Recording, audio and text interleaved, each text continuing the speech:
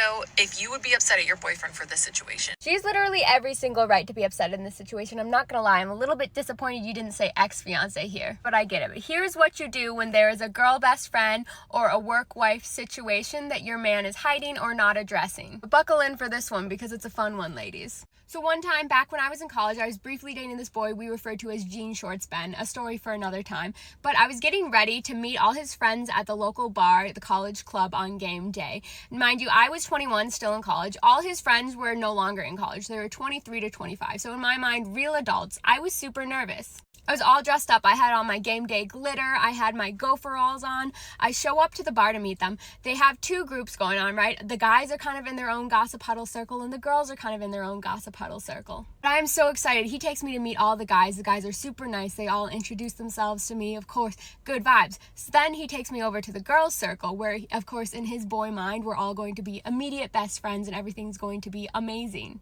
And honestly, I was hoping for that too. So I meet all the girls. Almost all the girls introduce themselves to me. They're super nice, except for one girl, and we'll call her Katie. Throughout all the introductions in the circle, Katie is completely ignoring me. And then we finally get to Katie, and Ben leans over to her and he's like, Katie, this is Andra. Like, this is the girl I was telling you about. And she looks me up and down and she just goes, you have something on your face. And I'm standing there like that. What? I blurt out, yeah, I did glitter for game day. And she just goes, oh. And then turns back to her friend and continues to talk, ignore me, does not introduce herself at all. And then he goes, Katie, you're not even going to introduce yourself? And she goes, right, sorry, I'm Katie. What was your name again? And at this point, I've just never met someone who's just being so openly rude to me right out of the gate. Right away, you know, right? Like, there's a past here. They've slept together, right? There's something going on here. But Katie is his girl best friend, so we gotta be nice to Katie. And of course, in his mind, he's like, this is going great. So he's like, I'm gonna go get you a drink. You stay here with them. So I stay and I try and be nice, but of course, Katie is completely ignoring me, icing me out of the circle. All the girls are like, this is a little bit awkward and trying to be kind of nice to me, but obviously Katie is their friend.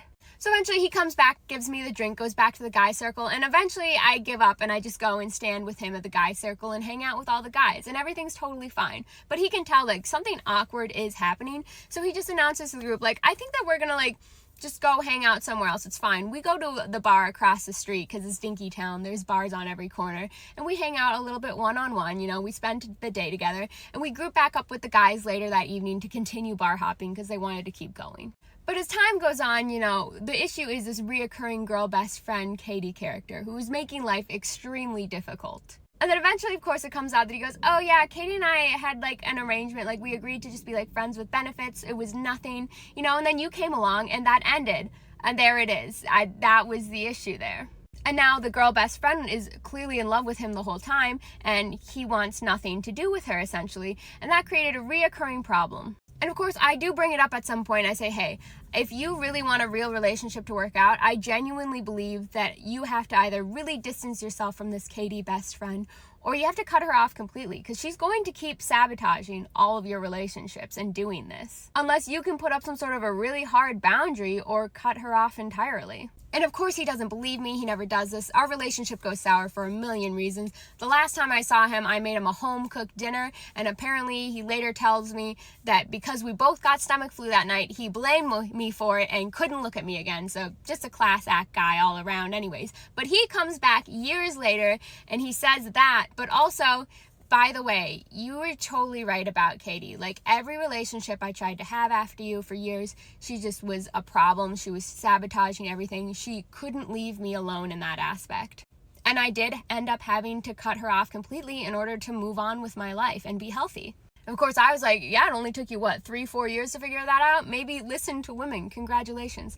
And it's important to know that this is not the same Ben as Boss Baby Ben or Business Ben. All very different Bens. And also not the same as Basement Eric, who held me hostage in his basement. All very different stories. If you're trying to timeline my dating lore stories at all. But those are words of advice for another day if you're interested.